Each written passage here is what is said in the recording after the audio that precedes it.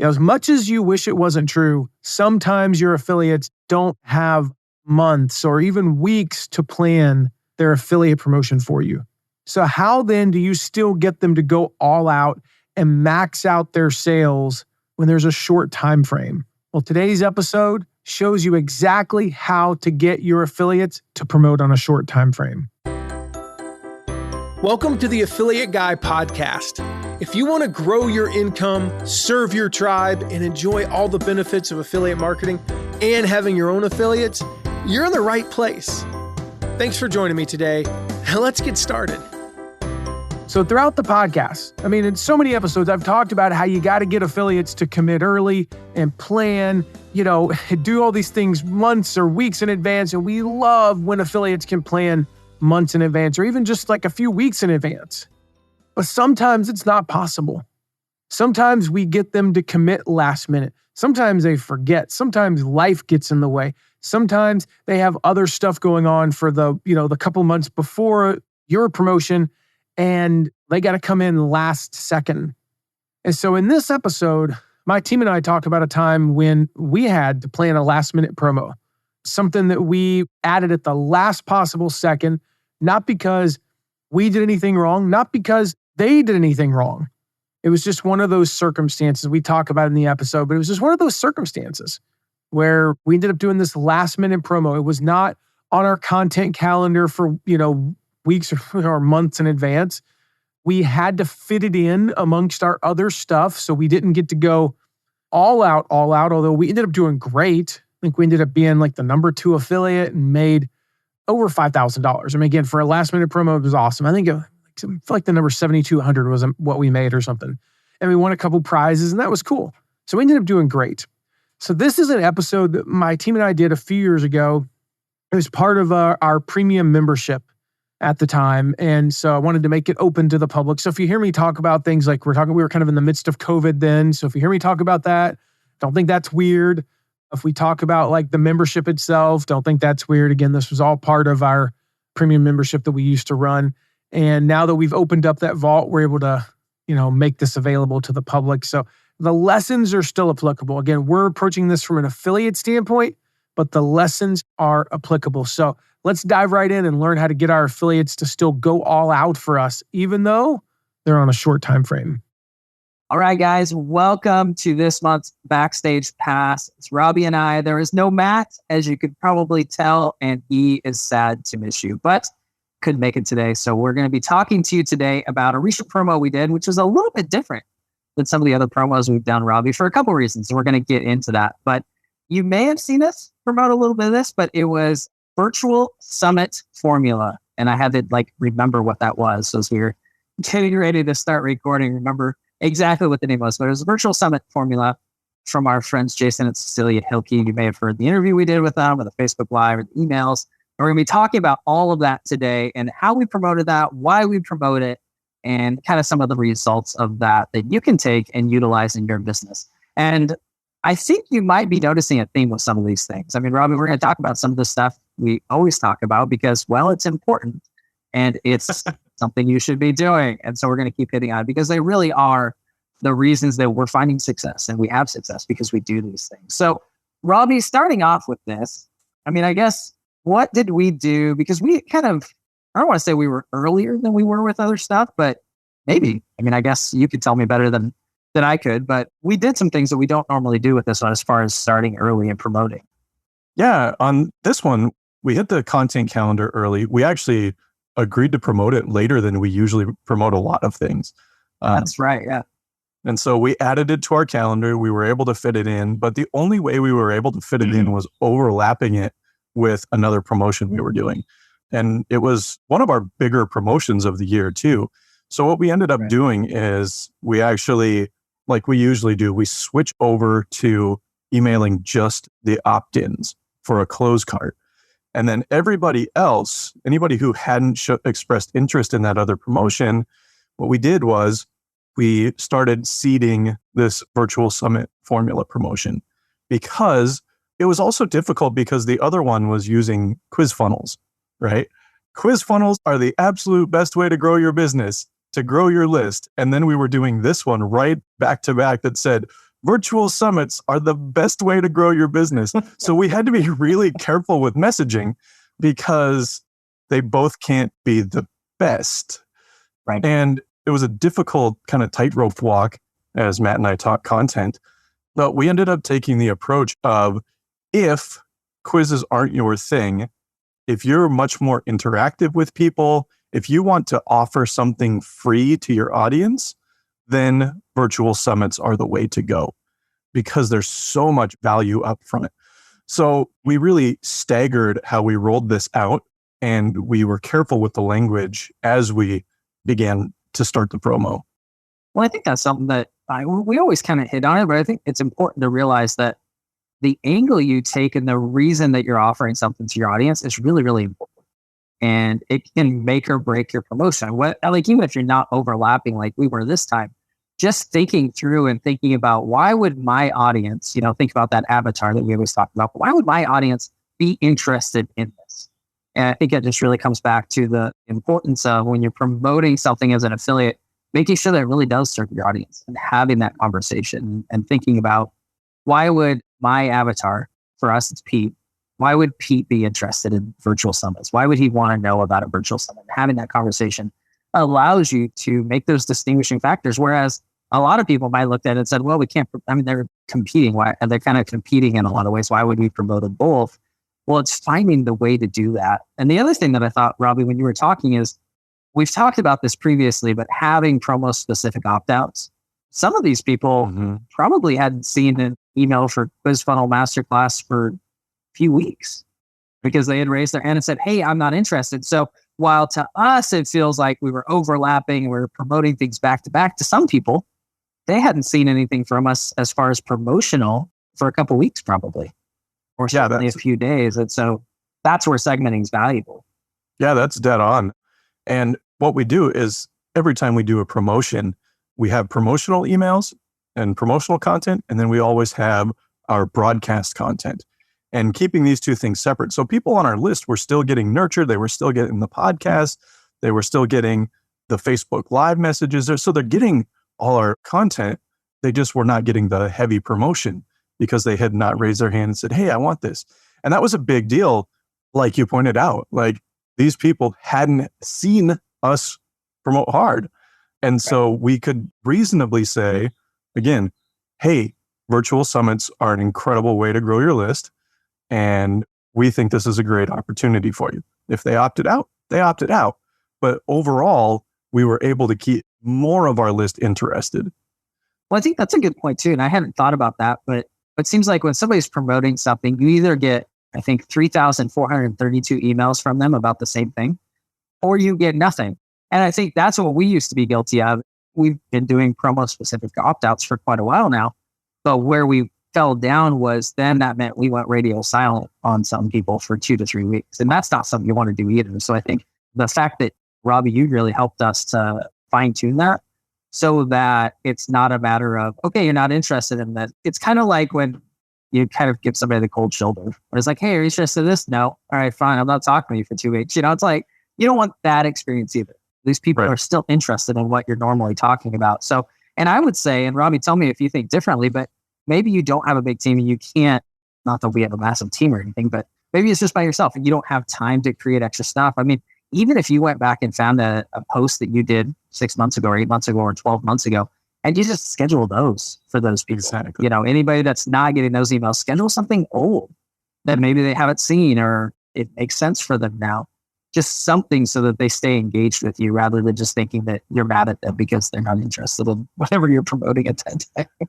Right. And like I said, you have promotional content and then you have broadcast content. And that broadcast content can be anything you have. Sometimes that can just be hey, I want to know more about you. Just reply to this email. Mm-hmm. And a lot of times, those are the ones that it's just a one-off email that can have massive impact on you because you're really understanding that avatar better.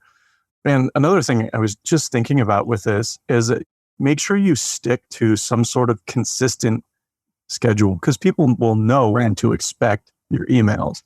And then when you're promoting, sending those extra emails is the way to look at that.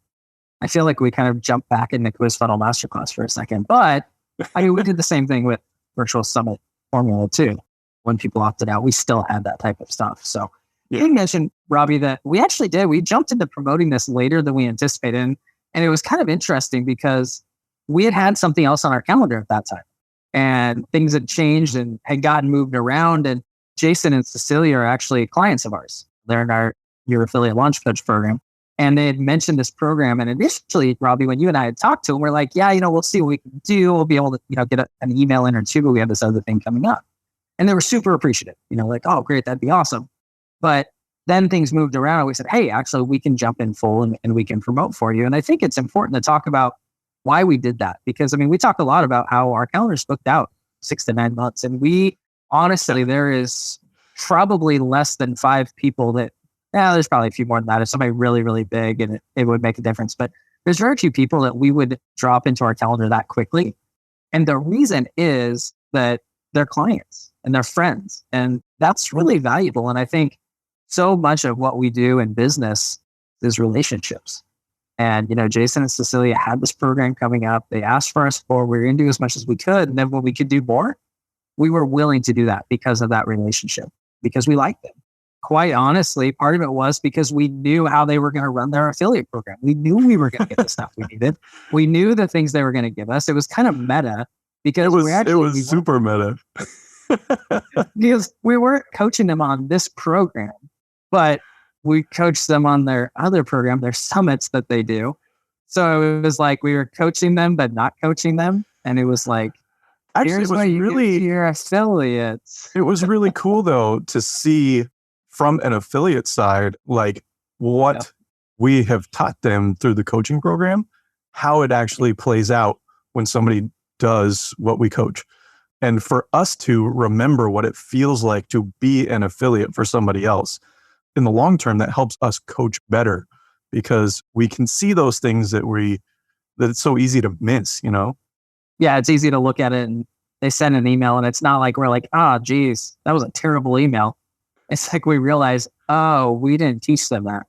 We should probably teach them that next time. It's like, so you're right. And it was cool because, I've seen this as we're coaching people, like they become our friends. Like we've got to know them really well. And so it was really fun.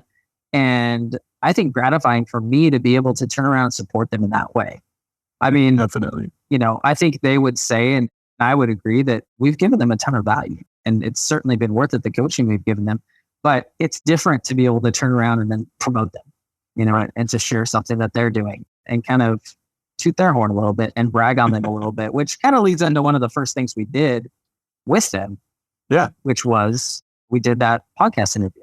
And maybe you heard it, maybe you didn't. If you haven't, Robbie and I were talking about this beforehand, go back and listen because Matt actually included the bloopers from that. It was one of the first time that he's ever included bloopers. And apparently it was like a long time ago. But yeah. He had a bunch of emails about how awesome it was. And yeah, it was just fun.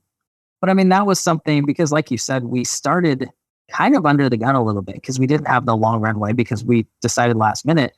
But I remember like we had this conversation, the things moved around in our calendar. I think 3 of us were on a planning meeting call and we were talking about it. And Matt's like, dude, we should do an interview with them. And it was literally, I think we were meeting on Thursday. He's like, let's see if they can meet like next Monday.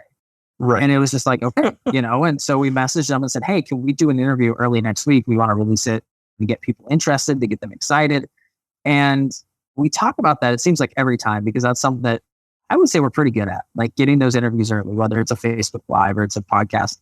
But it would have been easy for us to say, we don't have time. Like this is last minute. Like we can't really get it done. But those are so valuable, just giving your audience an opportunity to get to know them. Like to know them as people, to laugh. And that's one of the things that I think Matt's done really well recently is just making a conversation. Like having the type of interview where you do have bloopers. Like we're laughing around, we're joking, we're having a good time. And I think that's really valuable because, people really, they buy you. They buy the person behind the product as much as the product. Yeah, definitely. And we did the same thing with the Facebook Live. We were doing a Facebook Live just a couple days after the podcast went live. And so we were like, hey, by the way, we're doing a Facebook Live about your summit. Do you have the ability to jump on with us? And we said, it's an open invitation. We're going to be on talking about this. Feel free to come interrupt us even. We want our audience to know who you are.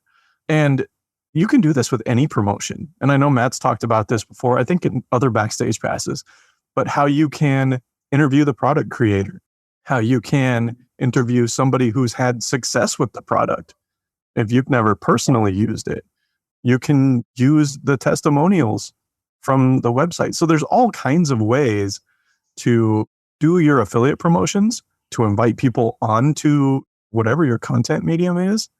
And it doesn't always, I know we always talk planning. And so this one, but this one, we like, it worked because we had the relationship, but we were also, there was a certain amount of flexibility in our plans where, and this is something Matt has taught me. He's always telling, oh, Robbie did this, Robbie did whatever. Okay, I get it. But at the same time, he's taught me, hey, let's be more spontaneous. Like, can we do this? Is it possible?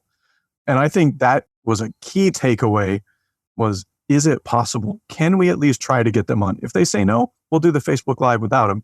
We'll do the podcast without them. But if they say yes, all of a sudden, it helps us promote them. And it's this whole circle of affiliate life. Yeah.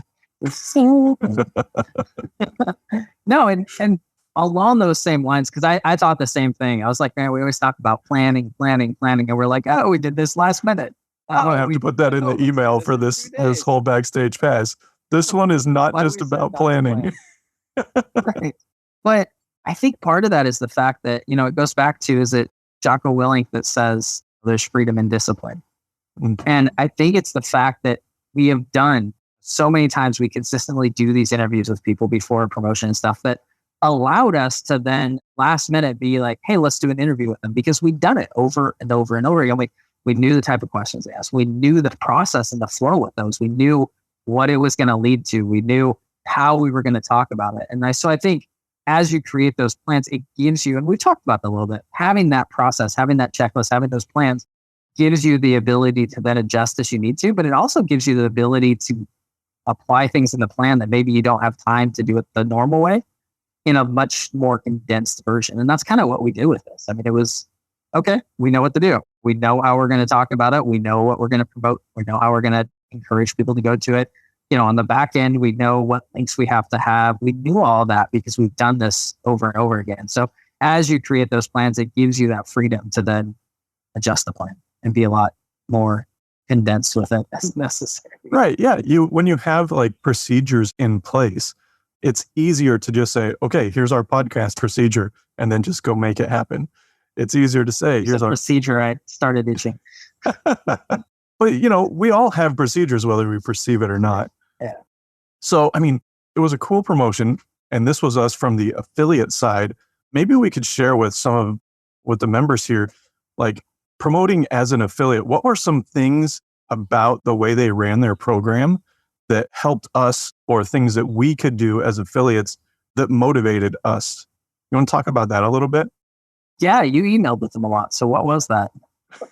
I think you got that information, but I think, one of the big things was, and we teach this, and they did a great job of it, was getting the stuff we needed to us. It's so funny. I mean, I can't remember, who was I talking to the other day that, gosh darn it, I don't remember who it was, but I was talking to somebody and they were just talking about how different two different promotions were and how frustrating it was when things weren't put together.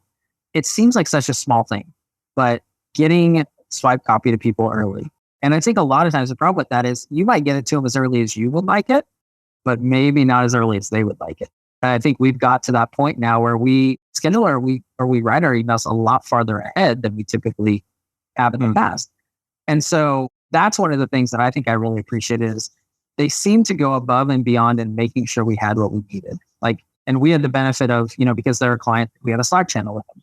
But, right. It was the messages from Jason saying, hey, do you guys have what you need? What else do you need from us? And just, I really felt like, from my perspective, and like I said, you were the one getting the swipe copy and Matt was writing the emails and loading them. But from my perspective, it really felt like they were really trying to serve us. Like they wanted to make sure, I felt like we were their only affiliate. Right. I just felt like it was, we want to make sure you have whatever you need. And that's super valuable. like just that attention and feeling like if I need something, I can reach out and say, hey, we need this, or can you get this for us? Right. And to think about that from the affiliate side. So next time you guys are promoting, everybody who's watching this, ask them ahead of time, can I get swipe copy? Can I get social share images? Try and get everything you can that as early as you can. That way you can do your planning. And at the very least, if you know of things that you need, and maybe they're not even thinking about it, so you can influence their entire affiliate strategy just by asking them for things.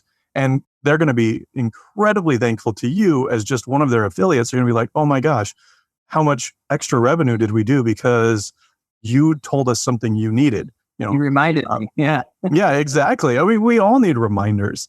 But just from a promotion side, like as the affiliate, don't think that you just have to only work with what they give you, right? Yeah. You can request things from them. And if they say, no, we don't have that, then you go on your own and make it. Like we do that with bonus packages. We come up with our own bonus package to support the affiliate promo. And I think we've got a bonus training on that in the members area here. But what can you do to go out of your way to promote these types of offers? And I think the ancillary thing with that too, Robbie, that I thought of as you were saying it was, it indicates to that person that you're serious and they're going to treat you differently. And I know we've seen that, like you said, with bonus packages. When we take the initiative and say, hey, we really want to do something special for a bonus package, is there any way, let's talk about what we can do? That indicates to first the affiliate manager, but then also the course creator. And these people are serious. Like they're in it to do the best they can. And I think the value of that for all of us as affiliates is we're not all going to be number one in affiliate promotions. Like we're just not. I mean, right. Even Matt's not a lot of the time.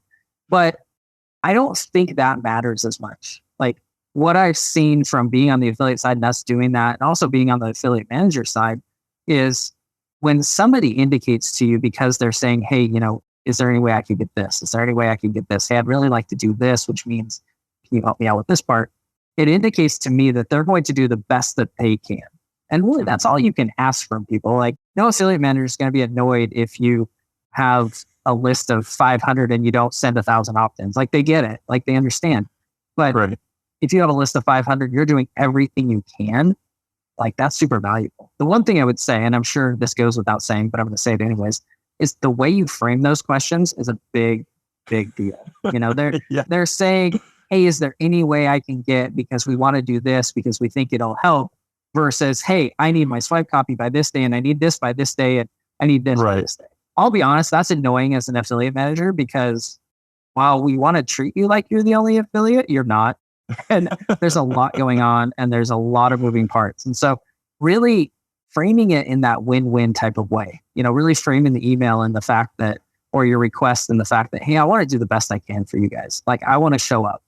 And when you do that, you're right, Robbie, they will bend over backwards for you. They will do everything they can to help you out. But if they don't know that you write your emails 2 weeks in advance, you might not get them that early. But if you just say, hey, we typically write our emails a couple weeks in advance. Is there any way I can get the copy a little bit earlier? Most of the time they'll do it. And we've had that experience where they'll say, hey, there might be some changes to it. This isn't the last version. So double check, make sure there's no, we haven't gone through the whole review process, but they're usually willing to give you what they have and they'll help you out any way they can. So that's a great point. Thank you for that, Rob. That wasn't even on our list. Man, it wasn't. That's a bonus for you. Yeah, bonus backstage pass. So, I mean, that pretty much covers this promotion. Segmenting, warming people up early. I think the big key in this whole discussion today is about relationships, right? How building that relationship with the affiliate manager really just changes your ability to promote. And I think too, along with those relationships, it's being willing to break some rules for friends and clients. Yeah. I mean, because we really did. I mean, it wasn't detrimental to us, but if it was anybody else and they would have said, hey, we have a promotion coming up in 3 weeks or 4 weeks, we would have said, sorry, like we just can't make it work. But, so here's the other thing. We didn't even talk about this, but along with those relationships, a lot of times there's different reasons that you're going to promote things. And we didn't promote this because we were going to make a ton of money. Now that's valuable and we're glad that we could do well. And so we still tried to make a ton of money. Right. Absolutely. But that wasn't the primary reason. Yeah. Yeah. We went into it if we're being honest, it was probably more to make a ton of money for them than it was for us. Right. And I think that's important. And I know Matt teaches that in different places as well, that there's different reasons to promote things. And there's different goals that you can have for promoting things. And being really clear on the front end as to what that is really valuable. We've even taught and shared in other places where sometimes we can't promote something heavily, but we want to help them. We want to serve them. So maybe we don't promote, but we buy, $100 or $200 worth of Facebook ads because we want to send some traffic to them. We want to help them out how we can. And that's just as valuable. Those relationships are just as valuable. And sometimes maybe it's not the best fit, or maybe you're not going to sell a whole bunch, but it's a friend and you want to support them and you want to help them out. And that's valuable too. And even if it's from the standpoint of giving them feedback, because I know, we had a recap with them afterwards and I wasn't able to be on that, but I'm sure some of that was, hey, here's what we saw from our side, and here's what we heard. And that's really valuable to people too. So you're right. Those relationships are huge and there's different reasons to promote things. I love it. I think it's a pretty solid backstage pass, if you ask me. Dropping who call John Lee Dumas value bombs. That's right. No, it's I love doing these because it allows us to kind of step back and look at what happens as well. I know we've said it before, but I strongly encourage each of you, anytime you do a promotion, to do some sort of review afterwards. Maybe it's not a recorded video, but it's something. Even if it's just sitting down and asking yourself, what went well, what didn't go well, what did we do? Because quite honestly, these are partially selfish because it allows us to do that review. It allows us to say, oh, wow, we did do that well. Or, oh, man, we messed that one up. Because I can tell you, Robbie, you know this because you're in these conversations. When we have the meeting before we record these every month, it's inevitable that every single time there's either something that we did great that 2 out of the 3 of us were like, oh, yeah, that's right. And we forgot. Or on the other hand, one of us points out and says, hey, we really screwed this up. And it's like, oh, yeah, we forgot. How did we miss that? And that's valuable. Right. And that's really helpful. And that's how you get better, is learning from your mistakes and also learning from ours and what we do well. So that's why we love sharing these with you, because we don't share these anywhere else. This is the only place that you get to hear what actually happens on the back end and what we think did well and what we think didn't do well. So thank you for watching. It's been great. Hopefully Matt's back for the next one. Yeah. It was fun to have one without him, but. Yeah. You got anything to say about him behind his back? Right? Yeah. It's like, what do I want to say about the that? Really backstage pass? What do the employees say when the boss is gone? That's great. All right, everybody. Promotion. All right, everybody. We'll see you next month. See ya. All righty. So I'd love to hear from you about your biggest takeaway on this. How are you going to use what you've learned today when you're faced with this situation? You've got an affiliate and they're just on a short time frame. Shoot me a text, 260-217-4619. I would love to hear from you. If you've got questions about today's episode or anything else, you can text me there as well. And make sure, if you haven't yet, I say this at the end of every episode, but I mean it sincerely.